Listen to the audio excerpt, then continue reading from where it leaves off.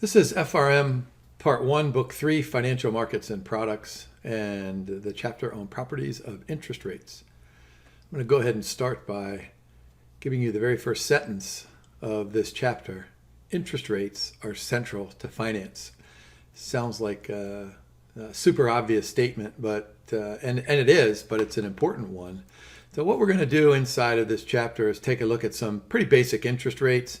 And then we're going to move through and move onward to a discussion on interest rate risk and how investors can manage interest rate risk. And along the way, we'll talk about forward rate agreements, we'll talk about zero coupon rates, and then we'll end with a discussion on the term structure of interest rates. So let's go ahead and start, kind of at the beginning.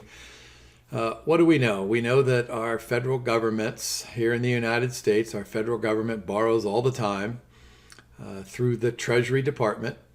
And the Treasury Department typically borrows in the short term and the intermediate term and the long term. Of course, these are known as Treasury bills and Treasury notes and Treasury bonds. And these securities are oftentimes referred to as default risk-free instruments because the government has essentially the perceived infinite capacity to borrow, and that nobody really believes, at least historically, that the U.S. federal government is going to default on any of its Treasury securities. Now, if you look at that picture down there, I don't know if you can see that very clearly. There's a Treasury bill. A lot of times these things are known as nominal risk-free rates of interest. And I regularly tell my students to get out the Wall Street Journal. Of course, they just, get out their phones and they go ahead and look at the yields on these securities. And we look at the yield curve for Treasury securities. And most of the times it's upward sloping. Sometimes it's downward sloping, which might be an indication of a recession. But the important point here is that this is where we're going to begin our discussion on interest rates, on the yields on these securities that have absolutely no chance of default. And then what we're going to do is we're going to say, okay, this is the basic interest rate, and then we're going to build on top of it, maybe a little bit below it if we go real short term, but we're going to build on top of it and move all the way out to trying to find the yield on a risky corporate bond. So remember, I just said we might build kind of underneath it. So this is what we know about the financial services industry and commercial banks, is that banks typically have reserve requirements. So they are required to keep a certain amount of cash on hand. And if a bank doesn't have that certain amount of cash on hand at night, it has to go out and borrow. And so what we know is that banks typically borrow from each other with a one-day maturity. These are called overnight loans. And these also serve as some type of a benchmark for other kinds of interest rates. Now, I'm guessing you guys know about the scandal for the London interbank offered rate over the years. This is essentially an historical surveyed rate of interest. And so what happens is that this organization picks up the phone and calls all the banks and says, hey, if you had to lend money to somebody overnight, to another bank, how much would you charge? Or if you had to borrow from another bank overnight, how much do you think you would be charged? So this is really what the LIBOR rate is. So what does that say there on the block point? Leading banks lend to each other for the short term. And it's mostly overnight, but LIBOR could be a week, it could be a month. I mean, I guess you could have a 100-year LIBOR, but that doesn't really make sense.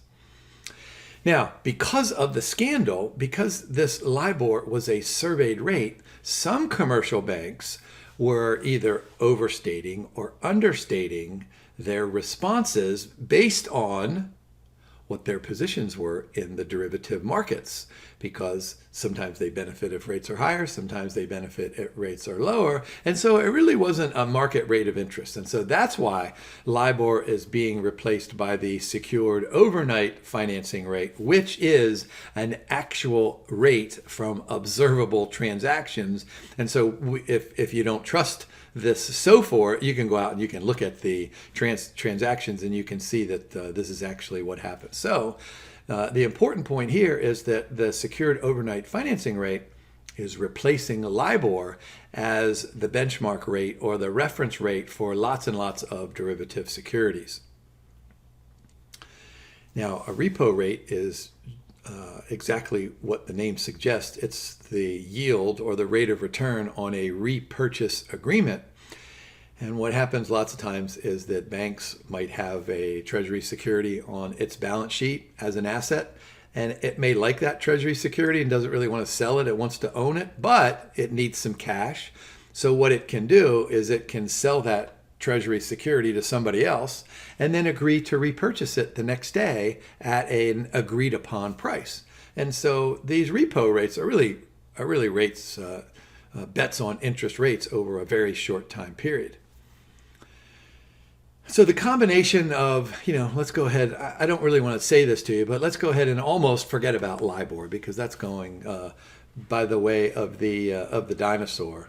And so let's focus mostly on the SOFR and the repo rates and the Treasury yields as kind of like the base interest rates that serve as the foundation in which all of these other markets, not just the equity markets, not just the derivative markets, not just the alternative security markets, and in particular the fixed income markets, look at these base rates to help determine what those rates on those particular securities are going to be.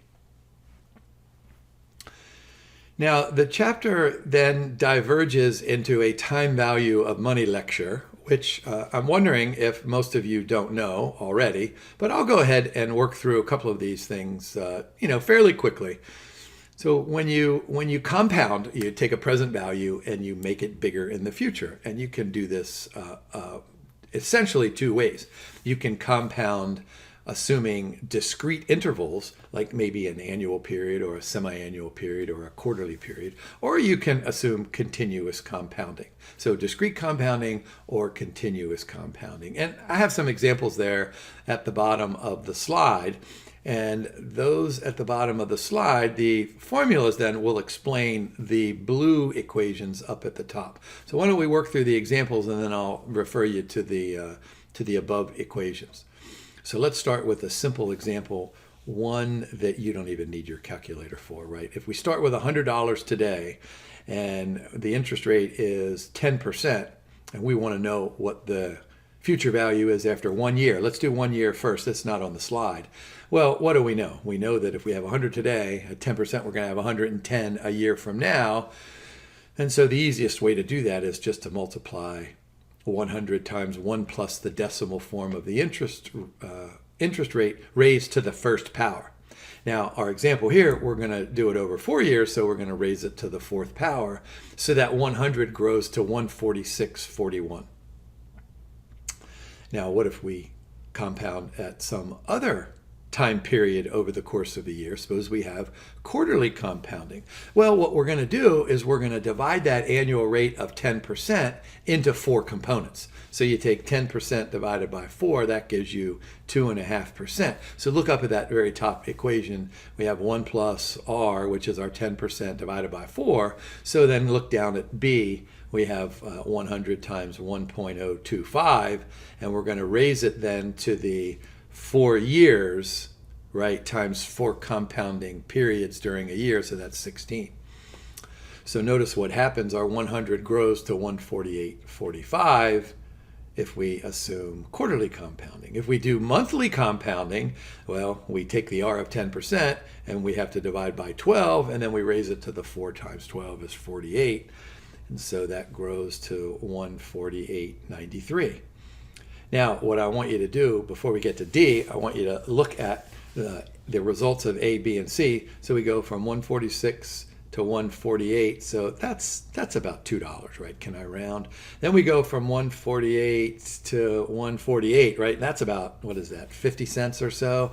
So notice the future values are increasing, right? 146, 148 something, 148 something, a little bit higher, but it's increasing at a decreasing rate, which means, those of you who know anything about calculus, we're going to run into a ceiling. And that ceiling is when we assume continuous compounding. So I could have had a D and an E and an F. What we could have done is said weekly compounding. We could have done daily compounding. We could have done hourly compounded. We could have done minutely. Minutely, is that a word? I don't think it is. Minutely compounding. But we're able to identify discrete intervals, even if it's a year, even if it's a minute, we can get out our watch and we can say, oh yeah, that was been a minute, or that's been a year.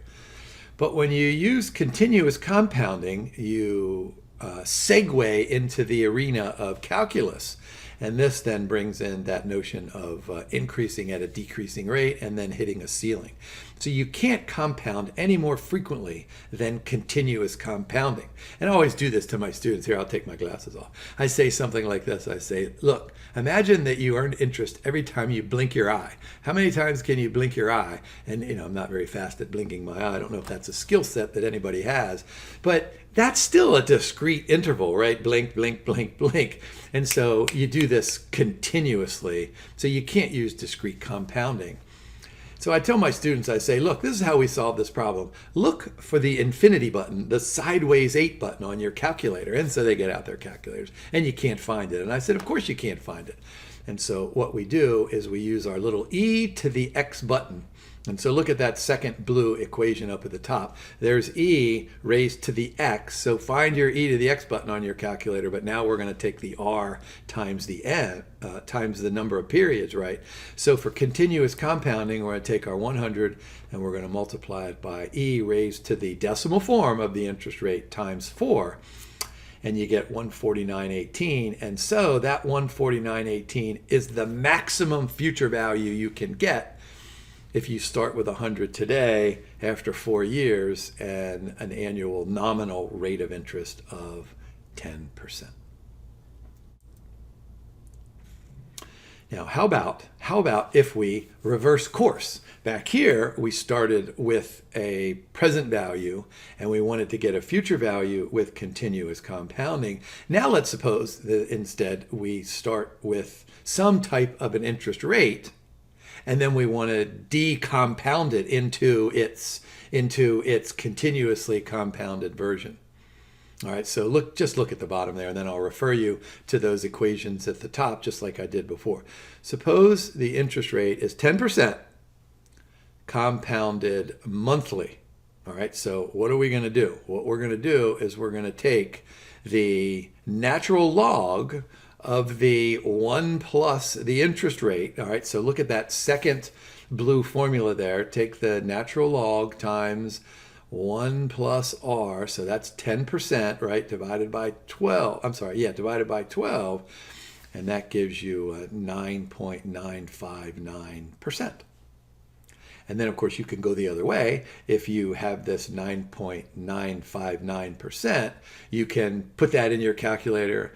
Well, divide that by 12 first. Hit your e to the x button, subtract 1, and then you'll get back to that 10%. So these equations there, what they simply do is they take you from a continuously compounded rate to a discrete rate, and you just adjust it with the m, just like we did back in the previous slide. Now, of course, when we compound, we take a present value and we make it bigger in the future, assuming interest rates are positive. When we discount, we take a future value and we make it smaller in the present. And to do this, I could have gone back and done an exact example like this with annual and quarterly and monthly and continuous compounding. But I think it's obvious that instead of multiplying by, let's do that first one, annual compounding, instead of multiplying by 1.10 raised to the 4th power to compound, here we're just going to go ahead and divide. And that's why if you look at that equation in the middle, you have present value is equal to, some number there, call it A, 1 plus R divided by M, but we're raising it to the minus M times T, which means we're just dividing. That gets us to something that the chapter calls the discount factor. I think it's super easier to just go ahead and use your financial calculator. Then you don't have to worry about the discount factor. But nevertheless, the chapter does tell us about these discount factors. And so I encourage you to go ahead and get out your calculator and confirm that, well, what's that example? We've got 5% compounded quarterly to compute that discount factor of 9054. Feel free to pause the video if you have to. And notice in green, there's the discount factor for continuous compounding assumption. And notice the discount factor, of course, is going to be less than 1 because we're going to multiply a fraction and we're going to turn a future value into a smaller value, a smaller present value, assuming interest rates are positive. All right, that kind of concludes our discussion on time value of money. But let's go ahead and do just a little bit more with this concept of a zero rate. So what we can do is we can take a look at financial securities and we can say, hey, what is the zero coupon yield? In other words, let's suppose that there is a bond that matures in 6 months, a bond that matures in a year, a bond that matures in 18 months, and kind of keep going, all the way out to 100 years. The question then becomes, what is the yield on those zero coupon bonds? A lot of times people call these spot rates. The important thing here is that with a zero coupon bond, there is a zero coupon rate, right? That makes sense. So there are no coupon payments. There are no interest payments. And the way I look at this is that zero rates offer us a really interesting insight to the foundation of interest rates because there are no coupon payments in the interim that will kind of mess things up for us, muddy the waters, so to speak. Think of a zero coupon rate as kind of a clear rate of thinking of the simplest of all loans, right? I lend you $100 today, and then let's go back here. What was that number? I lend you $100 today, and in 4 years, you pay me back $146.41. There are no interest payments during that time period, and so that 10% would be the zero rate over that four time periods. All right, so let's take just a quick illustration and an example of a combination of what we did in those previous slides and then talking about these zero coupon bonds. So let's suppose we have a 1 year zero priced at 95 per 100 face value. What is the 1 year spot rate? So we can just use our time value of money stuff, assuming continuous compounding, and we solve for 5.13%. Now, notice how easy the math is here with a zero coupon bond. When we have coupon paying bonds, we have to do this thing called bootstrapping, which we'll talk about some other time. All right, so let's go ahead and assume, here, let me go back here real quick. So this was a 1 year zero coupon yield, a 1 year zero coupon bond. That spot rate turns out to be 5.13. Suppose we did this for 2 years and 3 years and 4 years and 5 years and 6, all the way out to 10. And those rates are going to be different from each other, right? Because they're different time frames. What we're going to do to price a bond is use each of those rates to discount any of those cash flows that occur at some time in the future. And that's what we're doing here. All right, so you ready for this? Let's assume that we have a 2-year bond, pays semi-annual coupons at the rate of 8% a year. So here we have a coupon paying bond, and we're going to use these spot rates, use these zero rates to compute the price of a coupon paying bond. All right, so there are the zero coupon rates, 1.2, 1.5, 1.9, and 2.4. And so we computed those just like we did right here. We got this 513 in this previous example. So we went through the whole process of finding a 6-month, 12-month, 18-month, and 24-month zero coupon bond, got those zero coupon rates that were based on the prices of those zero coupon bonds, and we're going to use those zero coupon rates to find the price of this coupon paying bond. So all we're going to do is discount these at the relevant spot rate. And this is why the reading goes through and tells you about the discount factors. So I'll just do that first one up there. So you ready for this? So what we're doing is we're going to look in green there. We're going to take 1 plus the 1.2% divided by 2. Now we're raising it to the minus, so we're taking the present value. So that discount factor is 99.40. And you can do the same thing and get 98.52 and 97.20 and 95.34, which we show you there in that second arrow point. So those are the discount factors. Multiply those by the cash flows. Remember, what did we say back here? This was 8% coupon rate. So our coupon payment is 4. So you have 4 in 6 months, 4 in 12 months, 4 in 18 months, 4 in 24 months, but you also have the $100 maturity payment. So that's why in that middle column you have 4, 4, 4, and then the 100 plus the 4. There's the discount factor, and there's the present value. So just multiply the green column by the 4s and the 104, and then you sum those, and you'll get a price of, almost 111. Now, of course, we knew that, right? Because here's 8% coupon rate. The zero rates are way less than 8%, right? 1, 2, 1, 5, 1. So we knew that this bond had to sell at a premium, and there it is, almost 111. And so this is always a great exam question.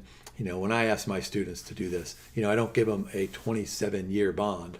I'll give them maybe a 3-year bond. Usually in my classes, I don't worry too much about semi-annual compounding, but we know in practice that most bonds pay interest semi-annually, and so I'm guessing that our extra work here to consider semi-annual compounding will pay off on the exam, because it makes sense for you to do semi-annual compounding on the exam. All right, moving on to the yield to maturity on the bond. This is known as the required rate of return on the bond. And if you buy a bond today and you hold it until it matures, you're likely to earn that required return or that yield to maturity. Now, the mathematical definition of the yield to maturity is this interest rate. The reading calls it a single discount rate that forces the present value of those cash flows of the bond to be equal to its market price. So you look at that equation we have there. So there's the 110, there's the bond that we just did previously. There's the 4 and the 4 and the 4 and the 104. And so notice we're going to divide by 1 plus the yield. And so what the textbook does is it says to you, hey, why don't you go ahead and do this iteratively, which means that you have to guess. So guess a rate, and then guess again, and then guess again, and keep guessing until you get it right. But I'm hoping that you guys know this, that the easiest way to do this is with a financial calculator. You can either solve for the YTM button on your calculator or the IRR button, because the yield to maturity is a specific type of internal rate of return. Now, those yields, of course, are going to depend on the absolute value of the numerator. So if you suppose that there was another bond there, and instead of 4, 4, 4, and 104, suppose that it were 6, 6, 6, and 106, and for some crazy reason, the bond price was still 110, 95, 91. Well, when you solve iteratively or with your calculator or with an Excel spreadsheet, you're going to get a different yield to maturity on that bond. So two bonds that sell for the same price but have different coupons are going to have different yields. All right, so that kind of, what did I say a little bit earlier, muddies the waters in terms of understanding and applying the yield to maturity. That's why we have this concept of the par yield. A par yield refers to the coupon rate that would force the present value of the bond to equal its par value. So that's why on the very bottom right over there, you've got equals $100. So par yield is really a coupon rate. It's not the coupon rate on the bond. It's kind of like a hypothetical coupon rate, but we call that the par yield. Now, this is one of the cool parts of the reading here. What we want to do is we want to say something like, all right, we can look at these spot rates today. And there are some examples there, 1.2, 1.5, 1.9, 2.4. We've been using those rates. So we've done all this work to use those rates. And so this is what we're thinking. You ready? I'm grabbing my head because what I want to say is something like this. Look, if we want to borrow for 6 months, we know that it's going to cost us 1.2%. If we want to borrow for 12 months, we know it's going to cost us 1.5%, right? That's how we can interpret those zero rates or those spot rates. But what if we know that we're going to borrow or lend at some time in the future? This is what a forward rate is. Suppose that we say something like, look, I know something big is going to happen in our life in 6 months, and I'm going to need a bunch of money in 6 months, and I'm going to repay it at the end of 1 year. So these are forward rates.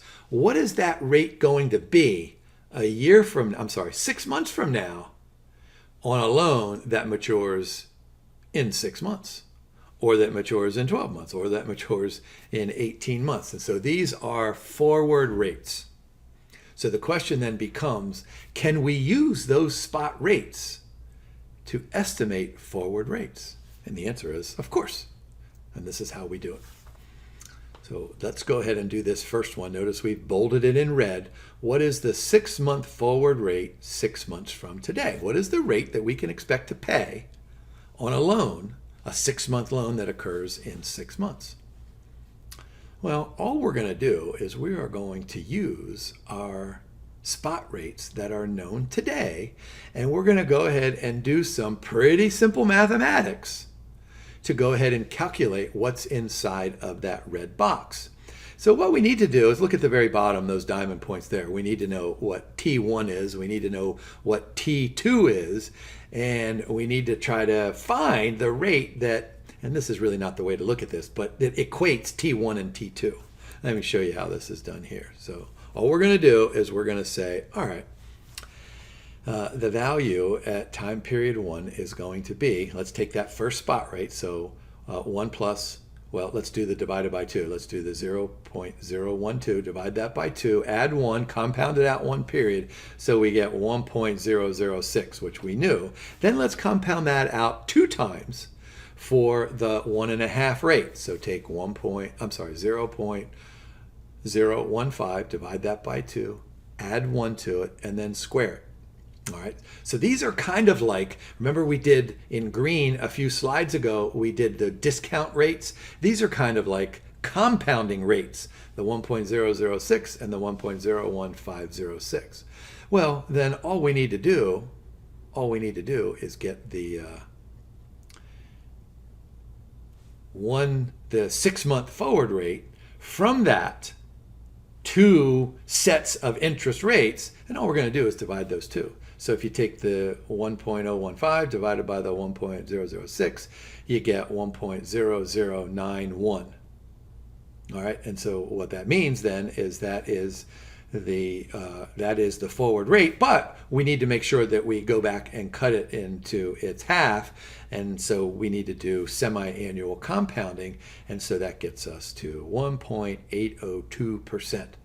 So this is what we can do. We can expect to pay 1.8% in 6 months on a 6-month loan.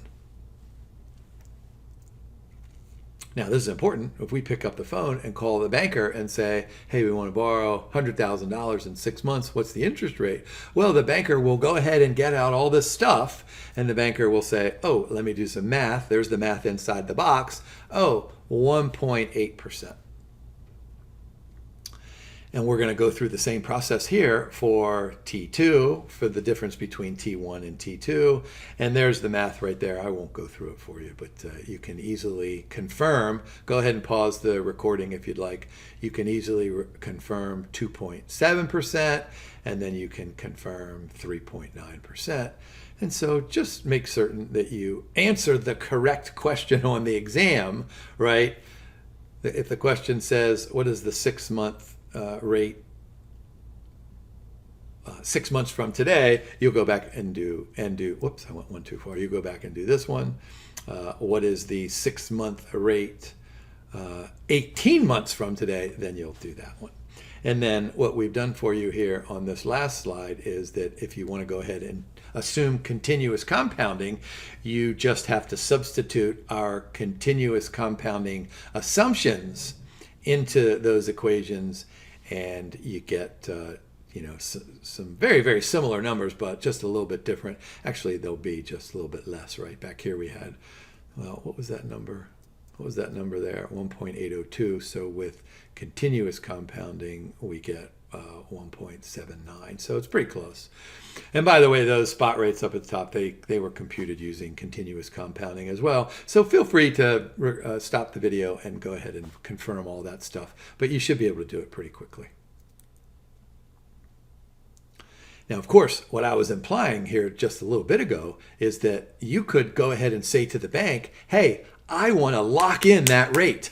Well, that's a forward rate agreement. This is a derivative security in which we're saying, you know what? All right, let's go ahead, and the banker, what was that number here? Well, let me go back to this one here. The 1.8%.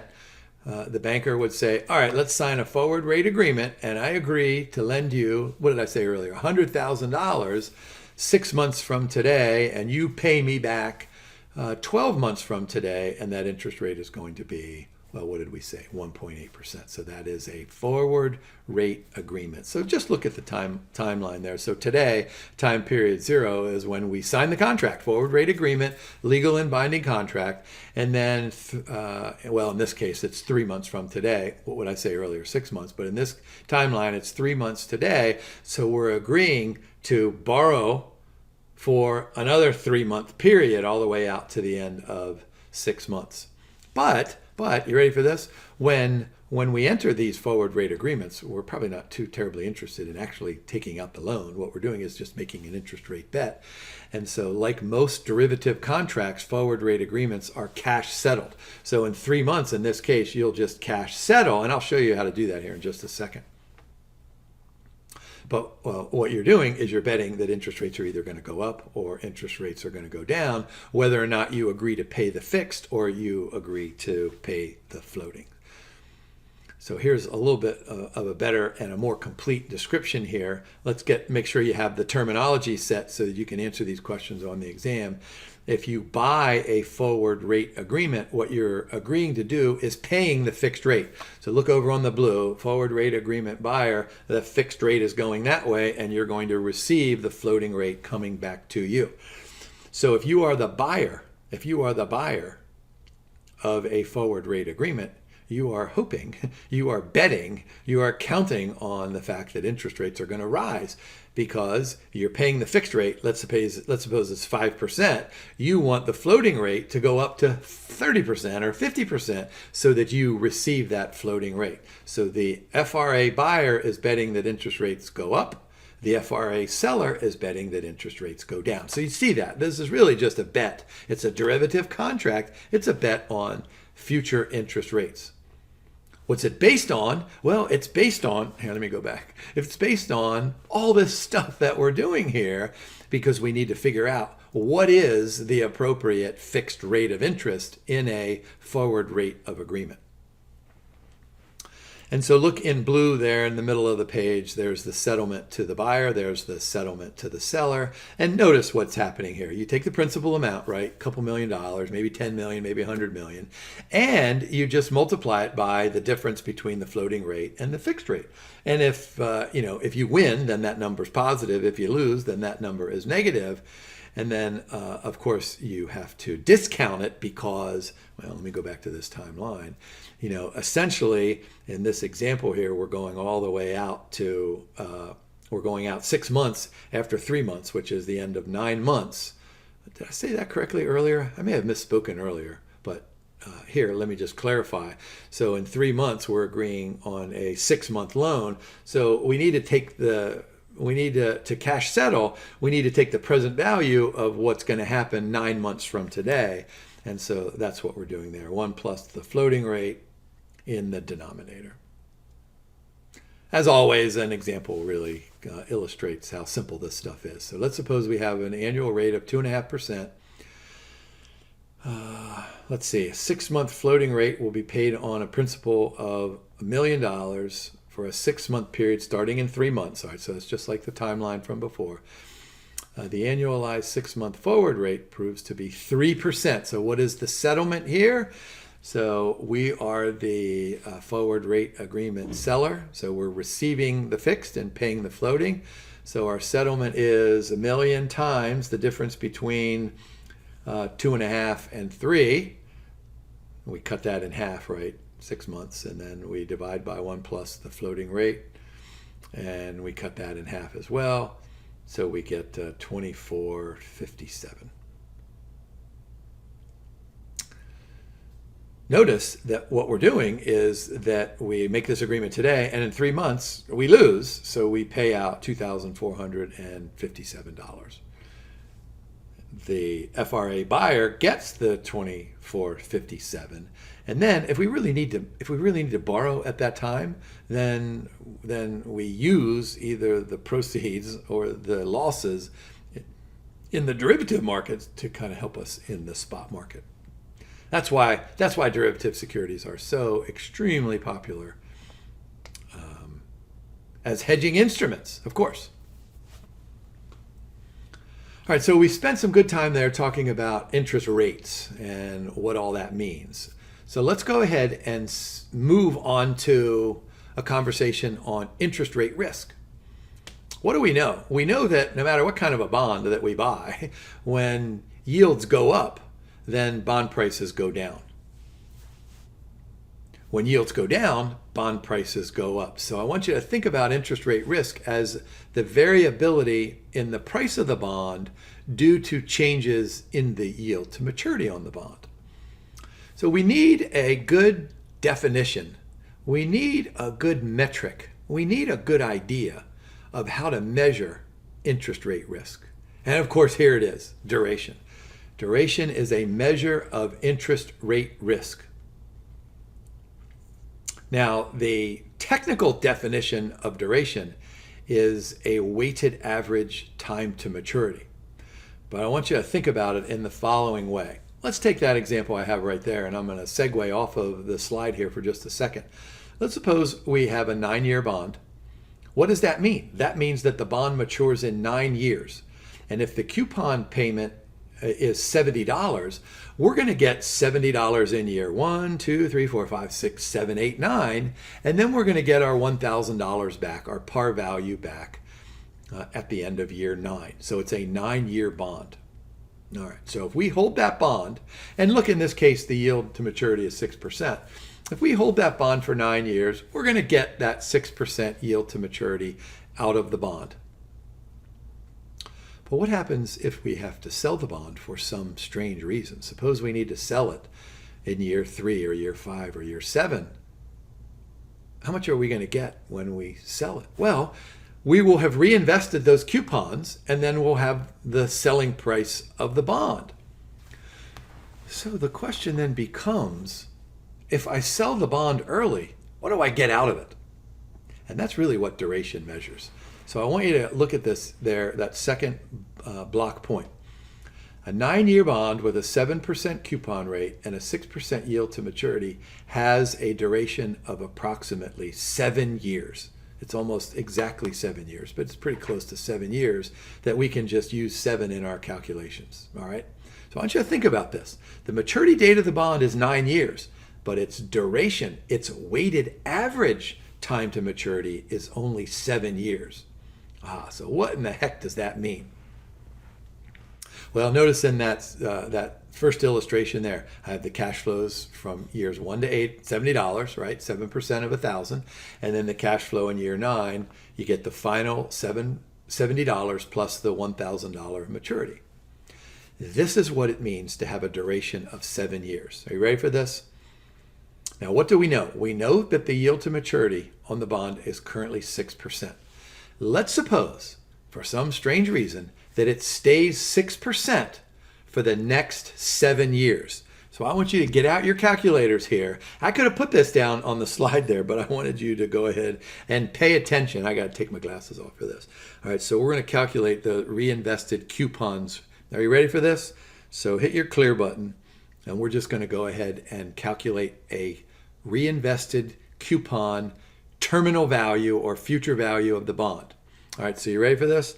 So we're going to make 70 is payment.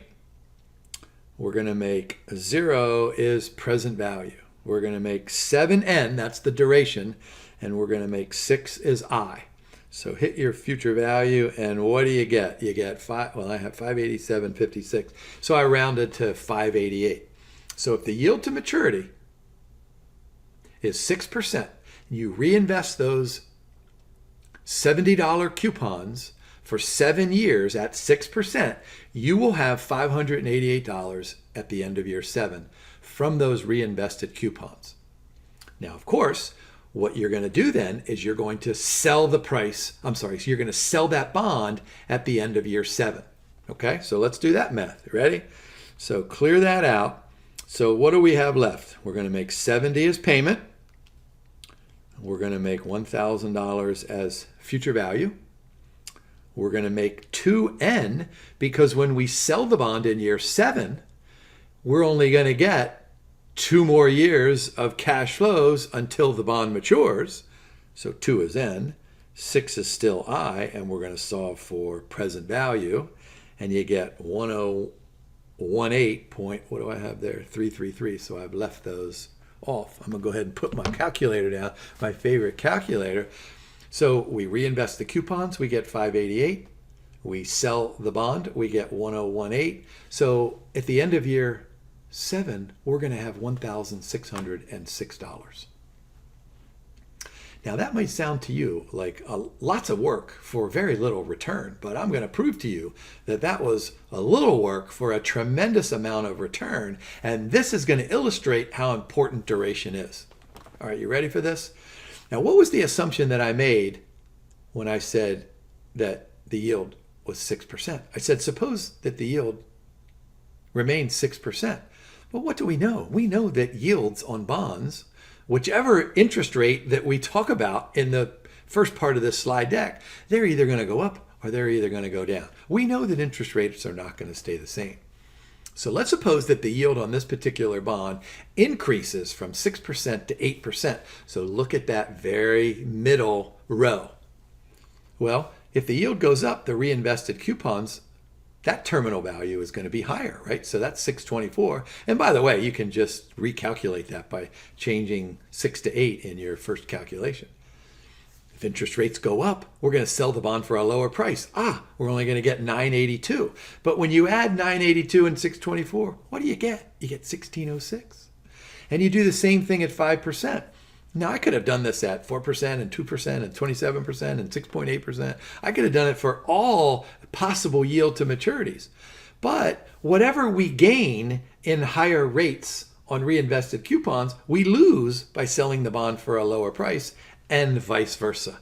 So that terminal value of the bond is 1606 at the end of year 7. Do you see the beauty of knowing what the duration of a bond is?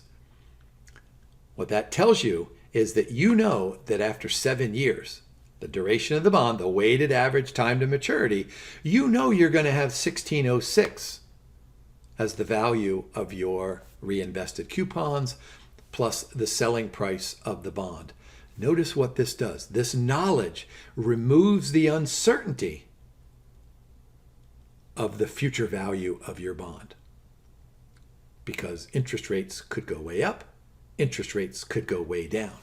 But using the duration of the bond you know what you're going to have in 7 years. You don't know what you're going to have in 6 years. You don't know what you're going to have in 8 years. You don't know what you're going to have in 2 years. You don't know what you're going to have in 9 years. But you know what you're going to have in 7 years. 1606 for this bond. So this was developed by a dude named Macaulay long time ago, almost 100 years ago.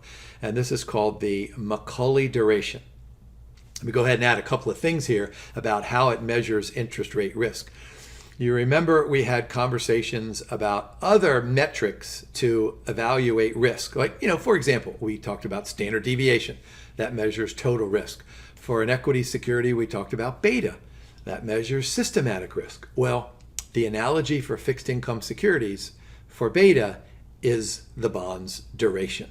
So when you think of a duration of a bond, think of it as very similar, not identical, but similar to beta for an equity security. Now, we're not done yet, so let's go ahead and continue on this kind of discussion. The question then becomes, how do you calculate this Macaulay duration? And I'm going to go ahead and point you to the blue equation right there in the middle. Notice we have a sum, so we're summing a whole bunch of stuff. And notice there's a T, there's a C, and then there's that e to the x in the numerator.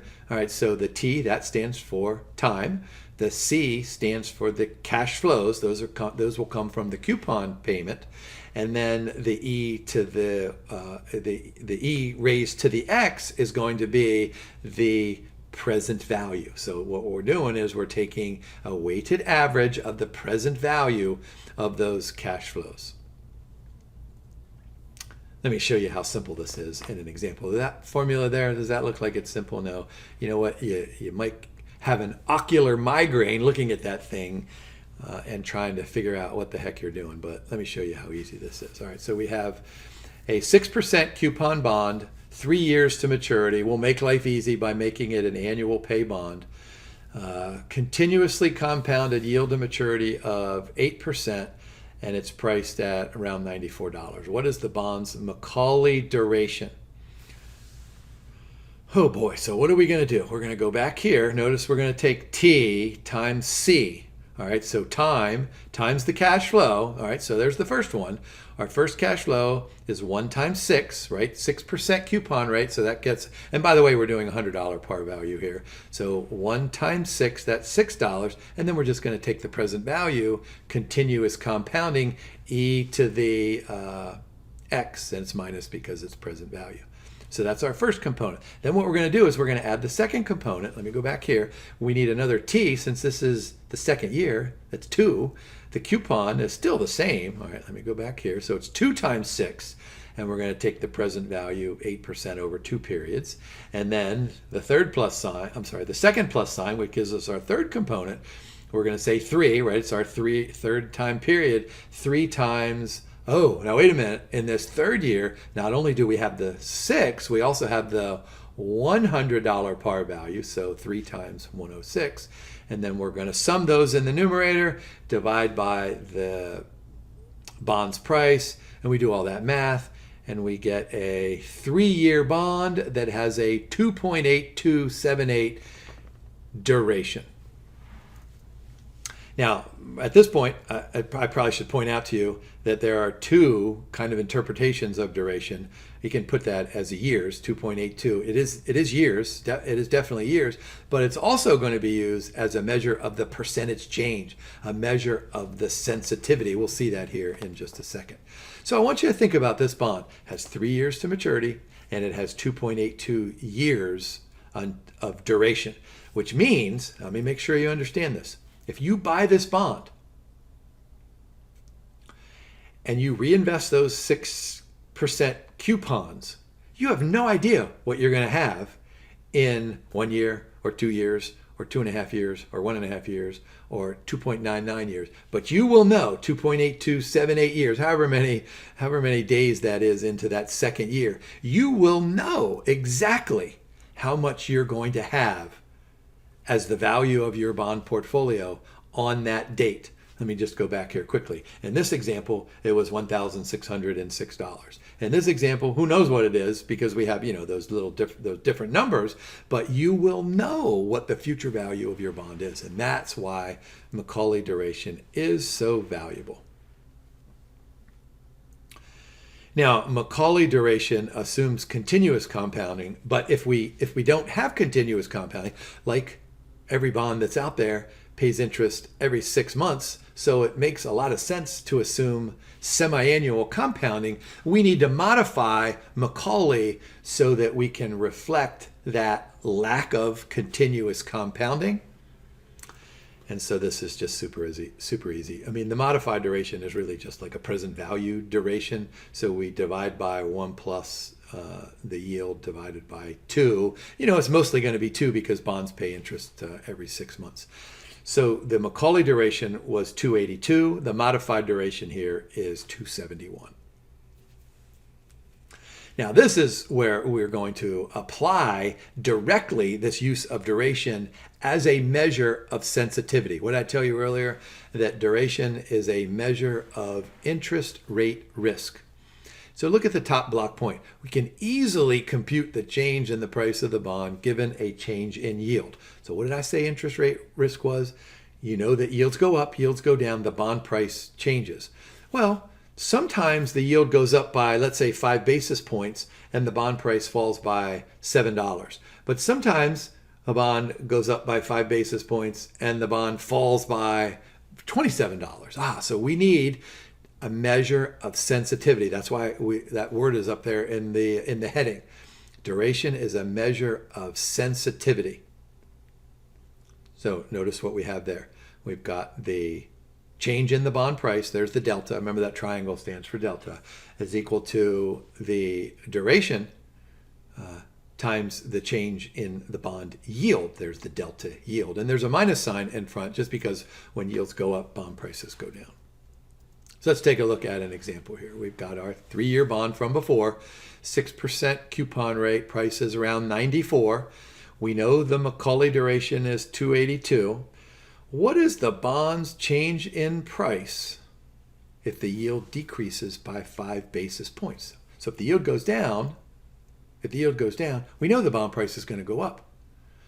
But by how much? Well, let's use duration. Let's go ahead and use our formula. So look in the very middle there. We've got the delta B is equal to a minus 28278. There's our minus Macaulay duration times, we'll take that bond price, 94.0342, and multiply it by what we're concerned about, the decrease in yield by 5 basis points. That's 0.0005. So if you do all that math, you get the change in the bond price is 0.133. So add that 0.133 to the 94.032 and you get 94.1672. Isn't this thing a beauty? We're using duration as a measure of sensitivity to help us predict what that bond price is going to be. So imagine your life inside of an investment banking firm, and you have a client who has a bond, and you can say to your client, look, if the bond yield increases or decreases by 5 or 10 or 20 or 30 or 40 or 50 basis points, the value of your bond will be, and you can show him or her all of those numbers, which means you are much better prepared as a wealth advisor to manage your client's portfolio, because you can always say to your client, look, here's all your choices. If you buy this bond and rates go through this path, here's what you're going to have. To test the accuracy of that pricing, what we can do is we can go ahead and get out our conventional formula that we used in the early days of this slide deck, and going back to regular old time value of money and bond pricing principles. What we can do is say, let's use that to confirm the new price of the bond. All right, so what is our new yield? Our old yield was 8%. Our new yield is going to be 7.95, right? So what we're going to do is we're just going to calculate that new price of the bond. We've got 6%, take the present value of that, 6% times the present value of that, and then 106% plus the 100, take the present value of that, and that gets us our 94,1672. Wow. So look, it's a lot easier to compute the new price of the bond using duration than it is this way. Of course, when you have the Bloomberg terminals, then, all this flies out the window because Bloomberg gives you this stuff. However, it's important to be able to know where these new prices are coming from, and that's why duration is so important. Now, of course, what we can do is we can extend this duration concept to ask the following question. We can say something like, what's going to happen to the value of our bond? And we call this the dollar duration. So all we're going to do is take our duration here, 2.719 times the price of the bond. That gets us $255. And so what this tells us is that when we have a 1 basis point change in the price of the bond, then we're going to lose $255 or whatever that number turns out to be. Now, duration is a first derivative of the price yield relationship, and as such, it's a measure of sensitivity. And we can draw this in a graph. And so what we're going to do is we're going to do that right here. I want you to look at the blue curve there, and that's probably not a curve. It should be a curve, but it's not because it's such short term. It's almost a straight line, but that's a short-term bond. So what do we know? We know that longer term bonds that have longer durations, have higher interest rate risk. So a short-term bond, you shouldn't be surprised. When rates increase, the price of the bond is going to fall, but just by a tiny amount, right? But a 30-year bond, look at the red, boy, that has a much steeper slope. So think of duration as a measure of the slope of the price-yield relationship. So bonds that have high durations are going to have lots of slope, which means they're going to have greater sensitivity to changes in yield, which means they have greater interest rate risk.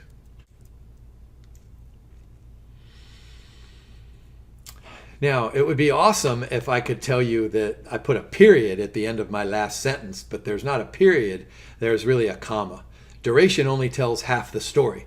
Of course, we have conversations about this all the time in the FRM program, that if there's a first derivative, then there's probably a second derivative. And so what duration does is duration assumes that interest rates and prices and bond prices have a linear relationship. But we know that that's not true. We know that there is convexity in bond yield relationships. And so just like back here, let me go to this 30-year bond. Notice that that's a curve. And so there's some positive convexity there. Duration, on the other hand, just takes into account the sensitivity at one specific point along the horizontal axis.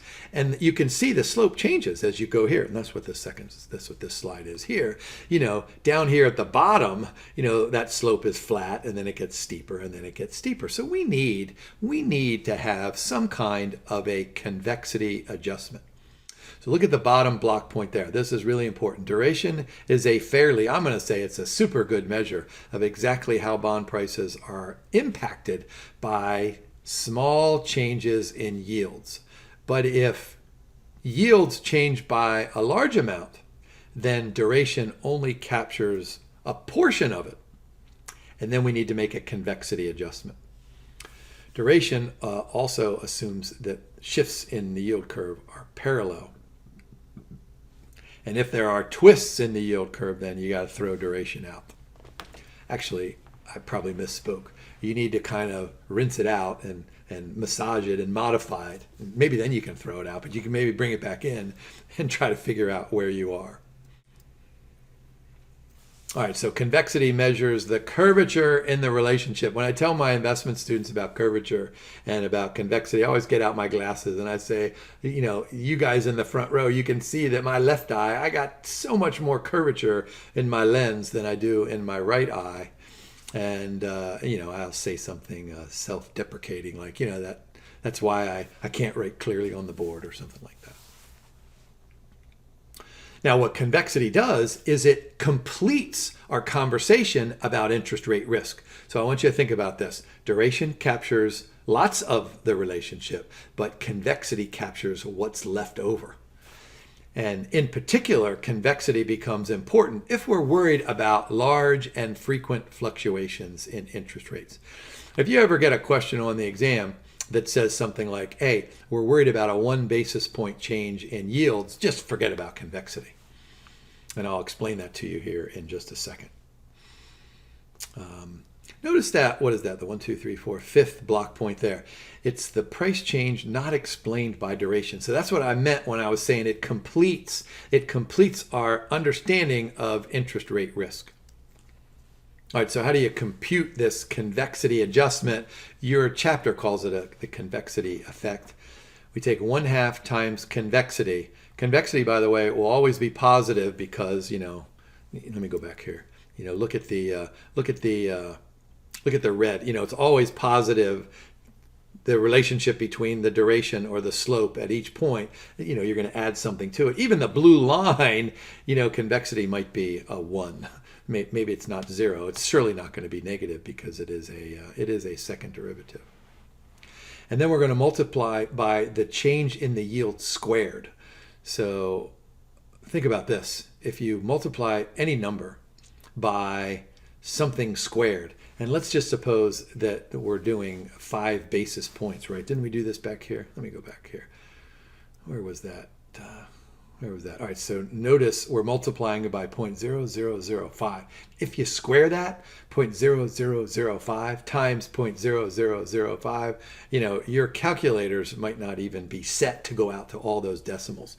So I think this formula should explain to you why convexity is appropriate when you're worried about, spikes in interest rates. Exam tip, convexity is always positive for regular coupon paying bonds. Let me just pause here. This is not part of this reading.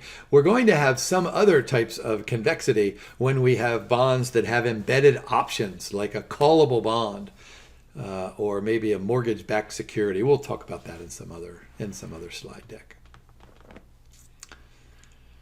All right, so what are we doing here? What do we have in bold up there? It's a far more accurate estimate of the change in price. All right, so let me just repeat myself. You have the duration effect, and then you have the convexity adjustment. Your textbook or your reading calls it the convexity effect. So look at that blue formula there. The dollar change in price is going to be what we had before plus what we just have. And what this is going to do is it's going to give us a more accurate measure of the change in price. Because look at our illustration there. What we're doing is we're saying that, all right, where are we today? We're at the Y star and the P star. But what happens if yields go way up to the red point or they go way down to the green point? Well, we need to figure out how much the bond price will change due to duration. That's called the duration effect. And by the way, that'll capture most of it.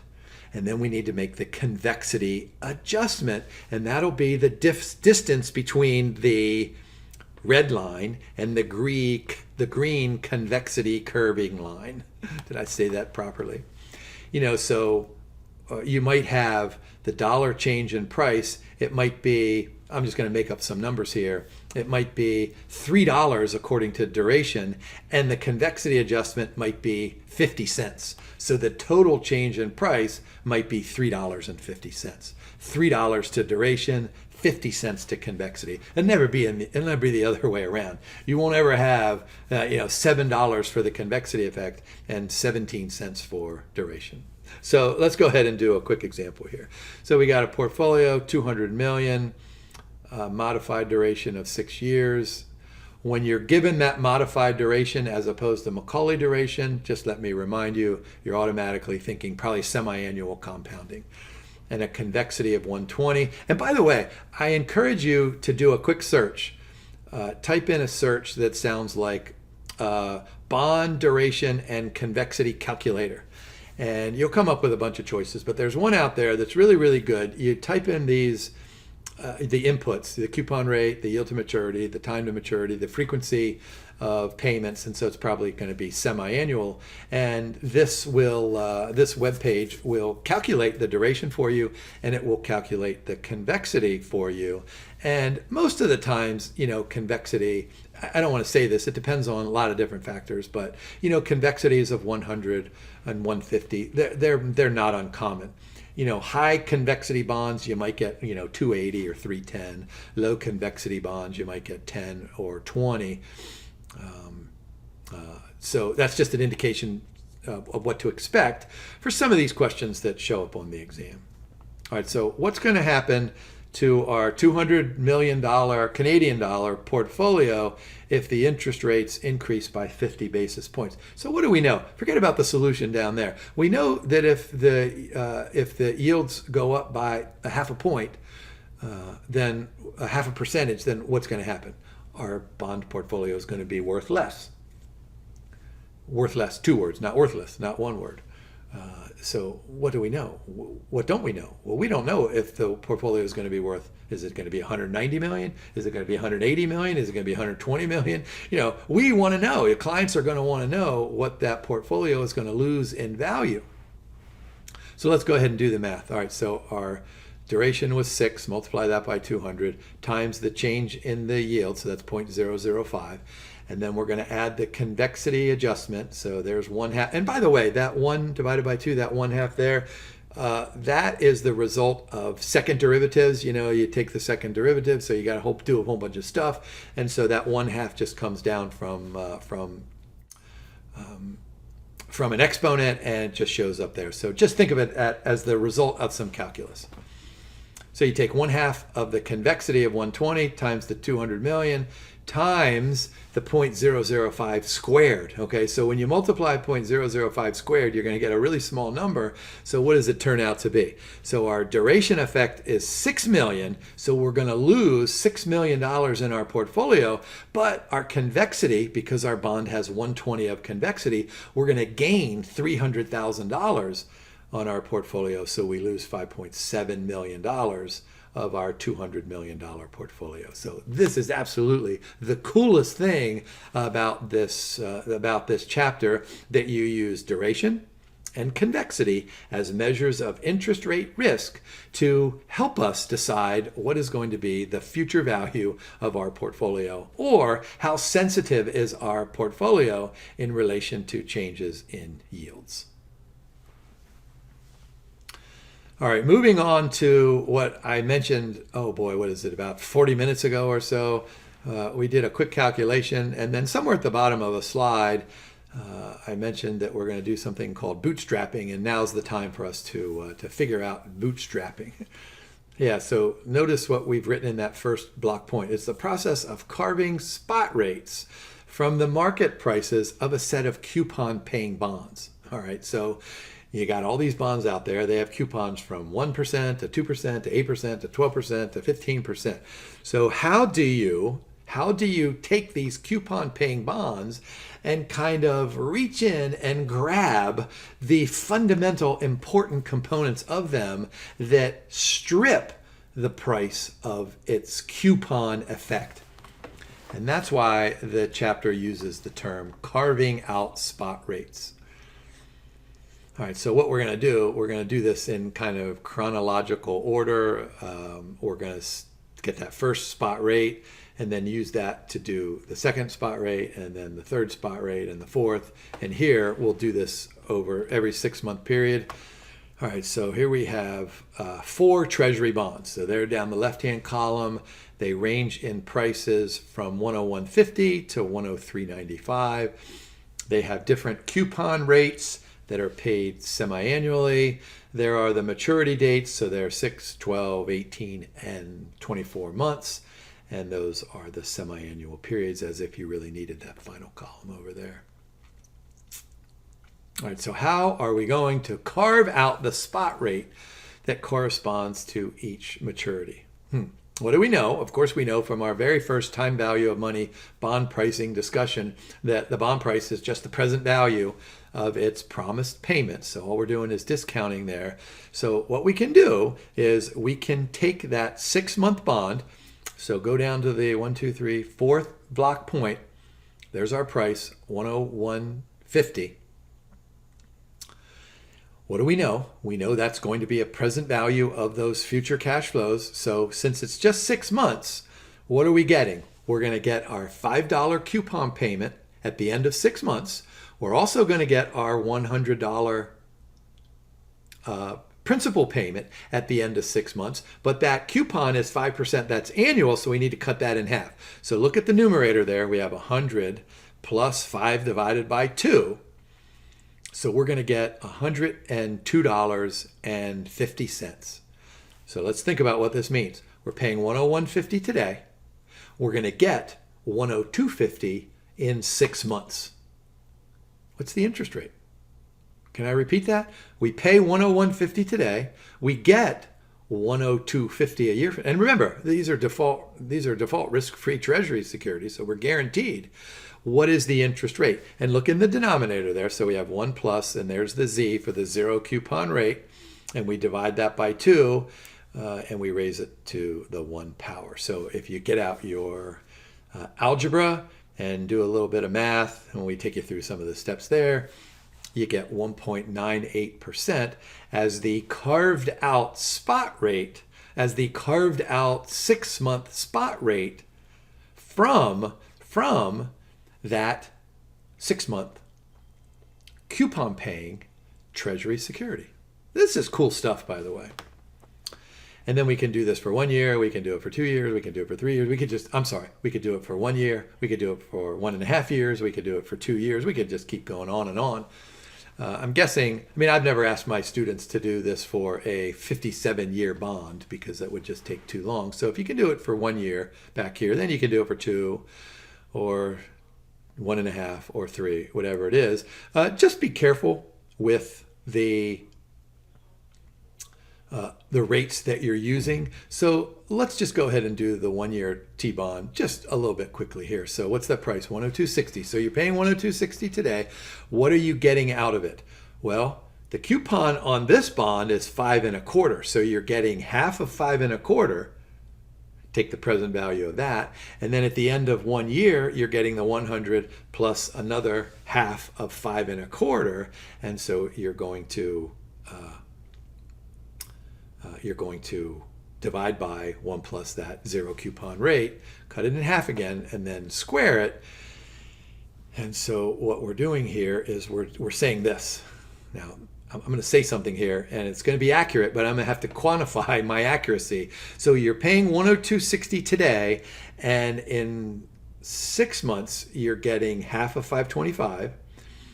And then in 12 months, you're getting 100 plus half of $525, right? What's the interest rate?